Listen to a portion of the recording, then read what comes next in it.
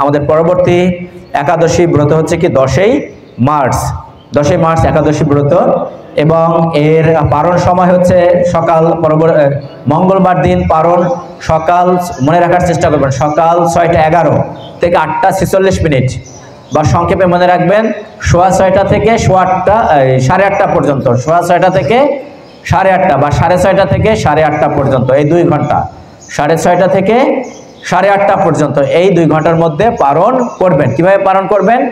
অর্থাৎ আমাদের একাদশীতে পঞ্চশস্য গ্রহণ করা উচিত নয়, সেই পঞ্চশস্য ভগবানকে নিবেদন করে তা মহাপ্রসাদ রূপে, এবং সেই মহাপ্রসাদ কাদেরকে? বৈষ্ণবদের নিবেদন করবেন। বৈষ্ণব যদি না পাওয়া যায় আপনি কল্পনায় তাদেরকে নিবেদন করবেন, অর্থাৎ যাদের যাদের নিবেদন করা উচিত কল্পনায় তাদেরকে নিবেদন করে তা মহাপ্রসাদ রূপে আপনি গ্রহণ করবেন। আমলকি একাদশী ব্রত, এই আমলকির মাহাত্ম্য, আমলকি একাদশী ব্রতে আমলকি বৃক্ষের একটি মাহাত্ম্য শ্রবণ করব সংক্ষেপে। যথারীতি যুধিষ্ঠির মহারাজ তিনি প্রশ্ন করলেন কৃষ্ণকে। দেখেন এখানে কি প্রশ্ন করছে, কাদের জন্য এই প্রশ্ন করছেন।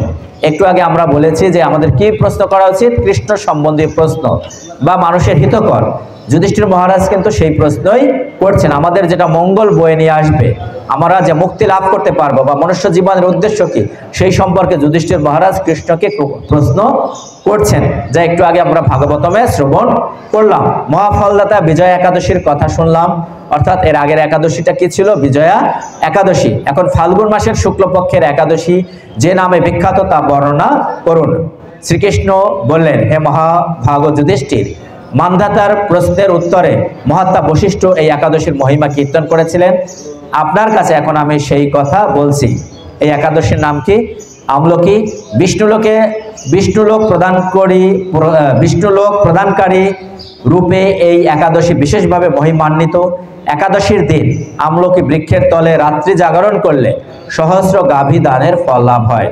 অর্থাৎ এই একাদশী তিথিতে যদি আমরা আমলকি বৃক্ষের তলে রাত্রি যাপন করি তাহলে সহস্র একটি গাভী দান না, আমাদের দেখা যায় কি শ্রাদ্ধাদিতে ক্রিয়াতে কি করতে বলা হয়? ব্রাহ্মণরা কি বলেন? গাভী দানের জন্য।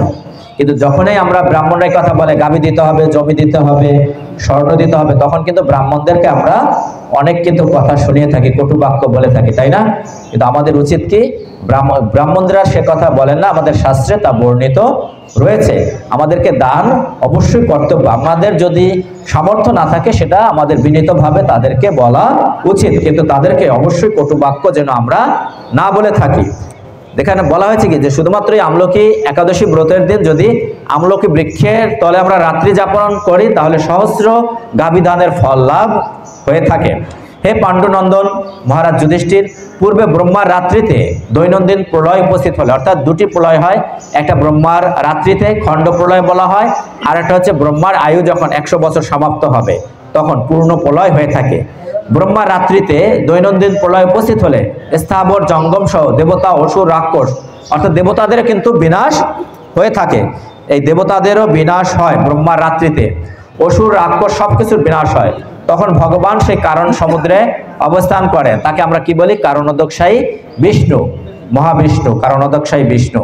তার মুখপদ্ম থেকে চন্দ্র বর্ণের এক বিন্দু জল ভূমিতে পড়ে। কারণোদকশায়ী বিষ্ণু, মহাবিষ্ণুর তার মুখপদ্ম থেকে, সেই জলবিন্দু থেকে একটি বিশাল আমলকি বৃক্ষ উৎপন্ন হয়। যে আমলকি আমরা বৃক্ষ দেখি, সেই আমলকি বৃক্ষ কোথা থেকে উৎপন্ন হয়েছে? যে এই মহাবিষ্ণুর মুখ থেকে একটি জলবিন্দু মাটিতে পড়ে, ভূমিতে পড়ে, সেই জলবিন্দু থেকে আমলকি বৃক্ষের উৎপন্ন হয়েছে। এই বৃক্ষের স্মরণ মাত্র যদি আমলকি বৃক্ষের আমরা স্মরণ করে থাকি তাহলে দেখেন কি ফল লাভ হয়? গোদানের ফল লাভ হয়। আমলকি বৃক্ষের স্মরণ করলে গোদানের ফল লাভ হয়, দর্শন করলে তাহার দ্বিগুণ ফল লাভ হয়। এবং এর ফল ভক্ষণে যদি আমলকি ফল ভক্ষণ করেন, গ্রহণ করেন, তাহলে 3 গুণ ফল লাভ হয়। তাহলে এরপর থেকে আমলকি দেখলে কি আমলকি খাবেন আপনারা? কারণ এর মহিমা আপনারা জানলে যে আমলকি আমরা যদি গ্রহণ করি তাহলে 3 গুণ ফল লাভ হয়। তাহলে আমলকি বৃক্ষের স্মরণ করলেও ফল লাভ হয়। যদি তারপর বলছে কি একটি মাত্র গোদানের ফল লাভ হবে, বৃক্ষের স্মরণ মাত্র, দর্শনে তাহার দ্বিগুণ ফল লাভ হবে এবং তার ফল ভক্ষণে 3 গুণ ফল লাভ হয়। কিন্তু সেই ফলটা যদি ভগবানকে নিবেদন করে গ্রহণ করা হয় তাহলে কি হবে? আরো তার বেশি ফল লাভ হবে।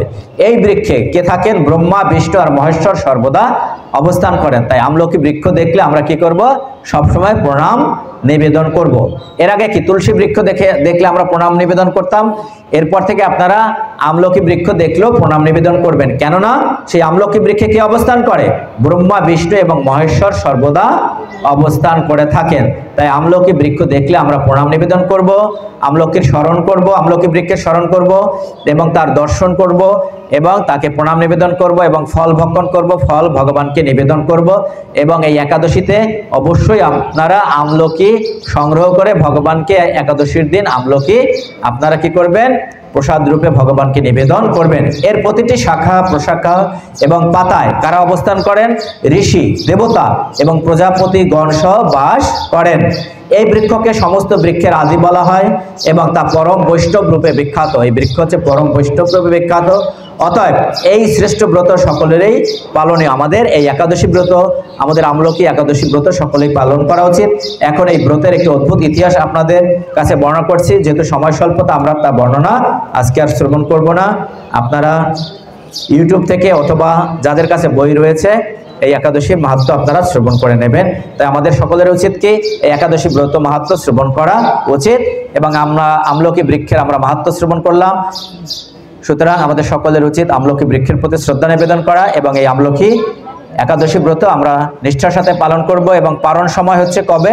মঙ্গলবার, অর্থাৎ 11ই মার্চ সকাল 6:30 থেকে আমরা 6:30 থেকে 8:30টার মধ্যে আমরা পালন করব। পঞ্চশস্য ভগবানকে নিবেদন করে তা পালন করব।